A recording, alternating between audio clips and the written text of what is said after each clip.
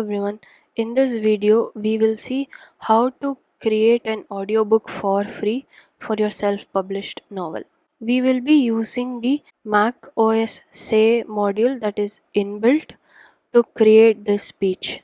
If you are comfortable with Swift, there is also the AV speech utterance interface that you can implement to do the same functionality. Now this is how it sounds in the final output. Vedavali and the Prince. Chapter 1. In a realm of shifting alliances and turbulent times, where power and destiny intertwine. Now the core part of this code is the same module. But before we can get to that, what we need to do is we need to first read the document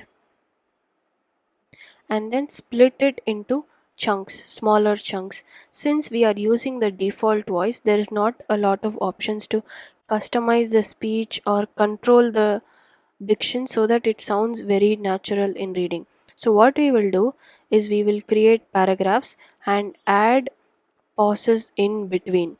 Now this pause is not present in the novel, but we are adding it so that the speech sounds more natural.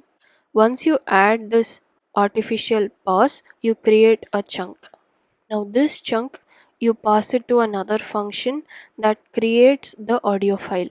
For each chunk that we receive, what we do is we set the speech rate. I think the default is around 110 or 100.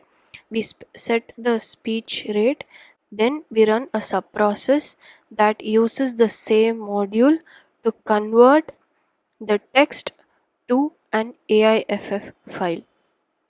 Lastly, we then convert this AIFF file to an MP3 file. You can skip this step if you are okay with an AIFF file. Now this is the complete code. Now this is run for all the parts of the novel. Next, what you can do is you can create a code snippet that combines all of these audio files and uses the ffmpeg module to combine all of them into a single audio file. Now you have your audiobook ready.